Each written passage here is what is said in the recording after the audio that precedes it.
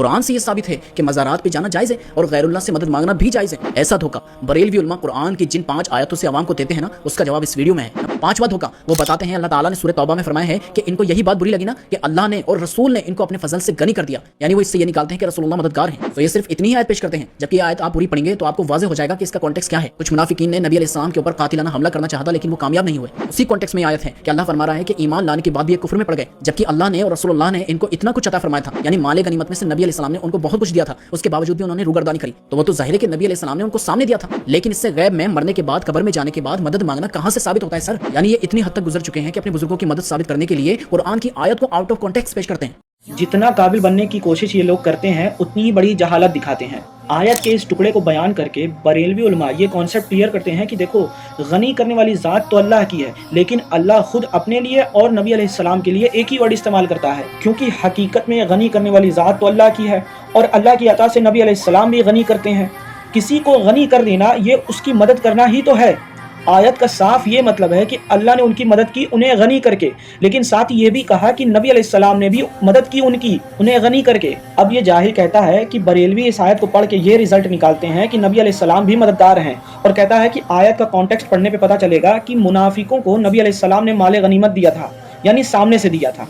तो क्या सामने से देने वाला मददगार नहीं हुआ? नबी अलैहिस्सलाम उनके मददगार नहीं हुए?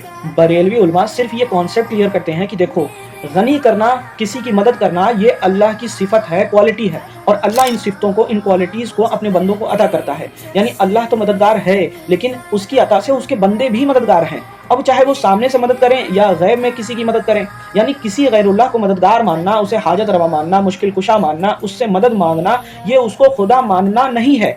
यानी इससे तौहीद में फ़र्क नहीं पड़ता, शिर्क नहीं होता, क्योंकि मददगार होने का मतलब अल्लाह होना नहीं है। जैसे कि इसी आयत में अल्लाह ने खुद को और नबी अलैहिस्सलाम को सेपरेटली मेंशन किया है। हालांकि नबी अलैहिस्सलाम की मदद भी तो अल्लाह ही की मदद है, लेकिन फिर भी सेपरेटली मेंशन करने के पीछे ये मकसद है कि लोगों को ज़ाती और अताई का कॉन्सेप्ट पता चले। अब जिस अल्लाह ने अपने जिंदा बंदे को मददगार बनाया है, क्या वो अल्लाह इस बात पे कादिर नहीं है कि वो अपने मुर्दा बंदे को भी मददगार बना दे?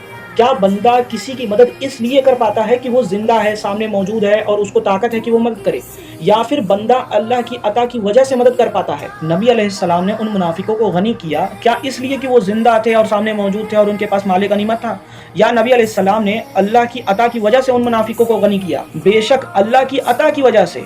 जिंदा होना ना होना, सामने होना ना होना, ताकत होना ना होना, इससे कोई फर्क नहीं पड़ता। बंदा अल्लाह की अता से मददगार बनता है, और जब बंदा अल्लाह की अता से मददगार बनता है तो उससे मदद मांगी जा सकती है, और गैरुल्लाह से मदद मांगना शिर्क नहीं होता, क्योंकि जो चीज़ शिर्क होती है वो हमेशा शिर्क ही होती है। जैसे किसी गैरुल्लाह की पूजा करना शिर्क है, तो अब चाहे किसी जिंदा की पूजा की जाए या मुर्दे की, सामने वाले की पूजा की जाए या गैब में किसी की, हर कंडीशन में वो शिर्क ही है। इसी तरह से अगर गैरुल्लाह से मदद मांगना शिर्क होता तो किसी मुर्दे से मदद मांगना भी शिर्क होता, और जिंदे से मदद मांगना भी शिर्क होता, सामने वाले से मदद मांगना भी शिर्क होता, और गैब में किसी से मदद मांगना भी शिर्क होता। इन जाहिलों को लगता है कि कुरान सिर्फ एक रीडिंग बुक है, लेकिन अहले सुन्नत को ये पता है कि कुरान एक गहरा इल्मी समंदर है।